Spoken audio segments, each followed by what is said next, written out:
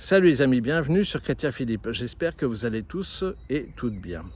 Comme vous le savez peut-être, le président français Emmanuel Macron sera reçu le 10 avril prochain en visite officielle au Vatican par le pape Léon XIV. Mais le pape Léon XIV doit-il recevoir le président français? Quoi de plus normal, me direz-vous, puisque le pape est aussi chef de l'État du Vatican. À ce titre, il est normal qu'il ait des contacts à minima diplomatiques avec d'autres chefs d'État du monde. D'autres rétorqueraient que le pape est bienvenu en visite apostolique dans la principauté de Monaco le 28 mars dernier. Quelles étaient les motivations du pape Léon XIV à venir à Monaco? Le pape venait saluer la décision du prince Albert II qui, en novembre dernier, a refusé de promulguer une loi autorisant l'IVG.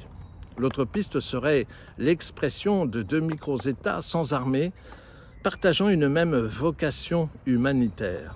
En résumé, à Monaco, la religion catholique est religion d'État, l'Église est très active, en particulier par les mouvements caritatifs, et le prince lui-même ne renie pas sa foi catholique.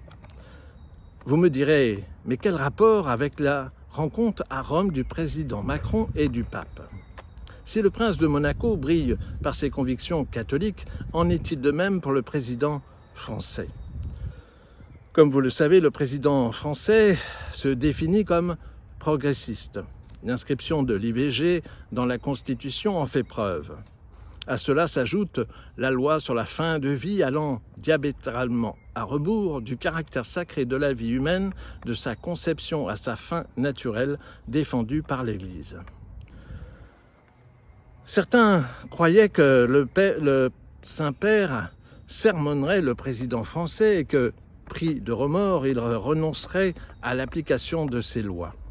C'est mal connaître le président qui préfère faire l'éloge de la franc-maçonnerie plutôt que les valeurs chrétiennes. J'ose espérer que le pape Léon XIV rappellera au président Emmanuel Macron que selon les lois de l'Église, toute personne qui incite ou pratique l'IVG est excommuniée, canon 1398 du Code de droit canonique de 1983.